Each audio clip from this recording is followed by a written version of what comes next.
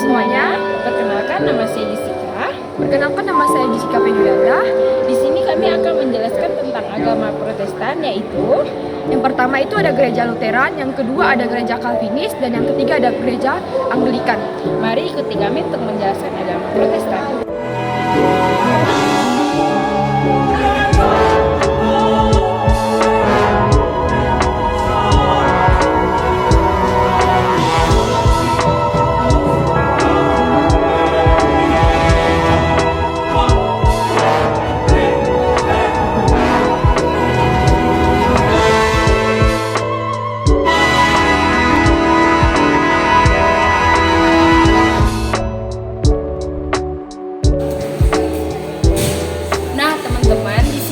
Menjelaskan tentang gereja Lutheran. Gereja Lutheran adalah salah satu denominasi gereja-gereja Protestan yang berasaskan teologi Martin Luther. Lutheran ini bermula pada tahun 1517 dan Martin Luther pernah mengkritik praktik gereja Roma dengan menulis 95 dalil dan dipakukannya di pintu gereja seluruh orang kudus di Wittenberg, Jerman.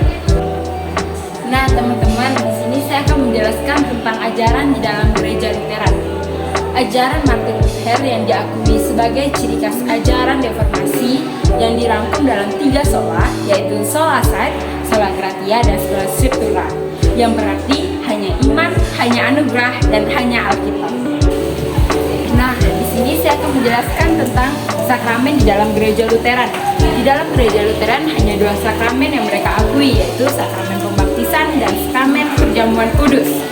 Sakramen pembaptisan ini sebagai karya Allah yang berlandaskan firman dan janji Kristus, sehingga dilayankan untuk bayi maupun orang dewasa.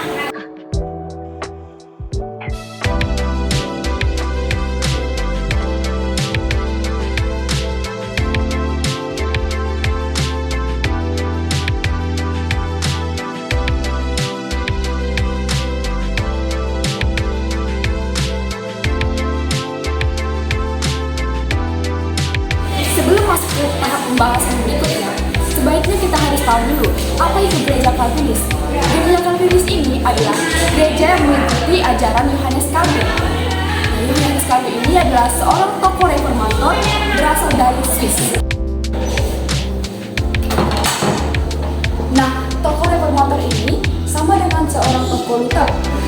Ia memperbarui gereja dalam terang Injil dengan menulis buku berjudul Institutio Christianae Religionis.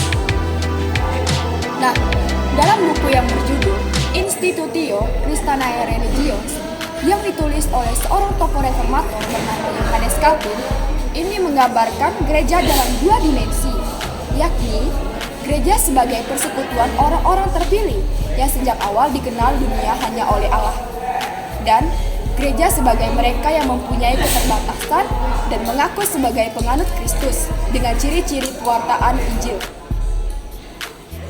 Nah, dalam gereja Calvinis terdapat 4 struktur jabatan, yakni pastor, pengajar, diakon, dan penatua.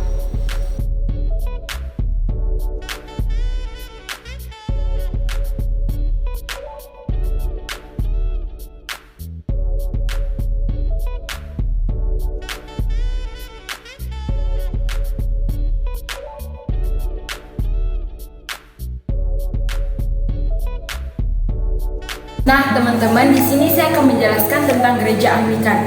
Gereja Anglikanisme ini bermula pada pemerintahan Raja Harry ke-7 pada tahun 1509 sampai 1547.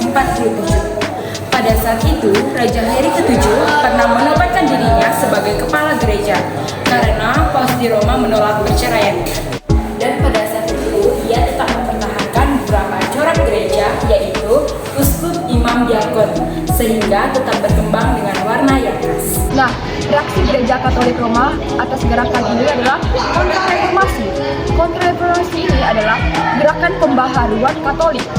Nah, gerakan pembaharuan ini dimulai dengan adanya Konsili Trente yang diselenggarakan pada tahun 1545 sampai dengan 1563.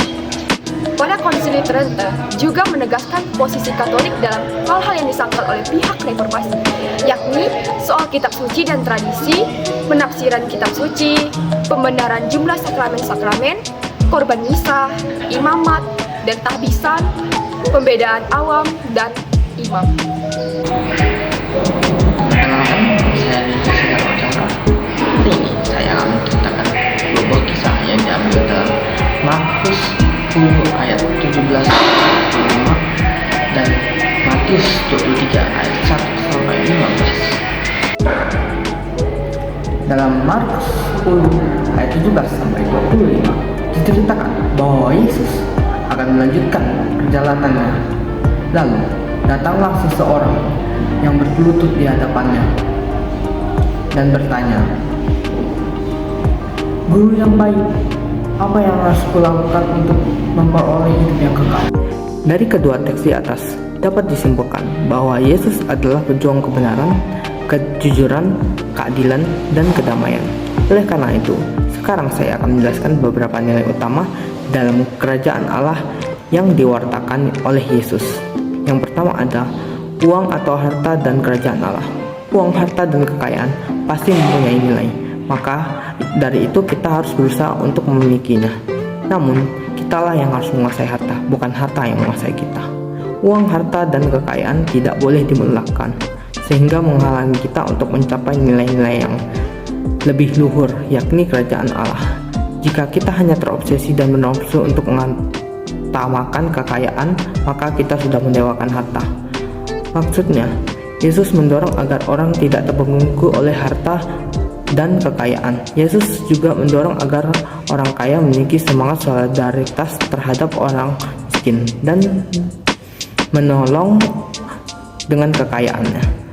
Yang dituntut oleh Yesus bukan hanya sekedar dermawan, melainkan usaha nyata dari orang kaya untuk membebaskan orang dari kemiskinan dan penderitaan. Yang kedua, kekuasaan dan kerajaan Allah.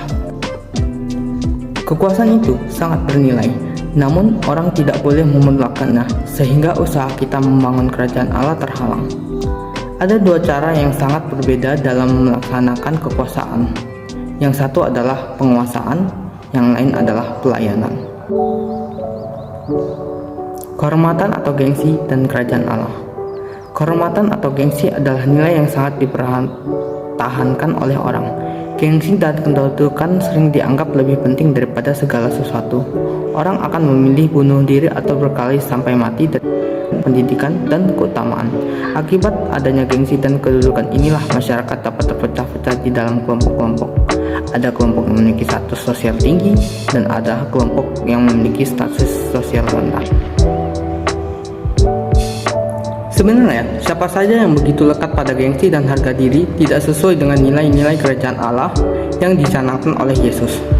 Kerajaan yang diwartakan dan dikehendaki oleh Yesus adalah suatu masyarakat yang tidak membeda-bedakan lebih rendah atau lebih tinggi.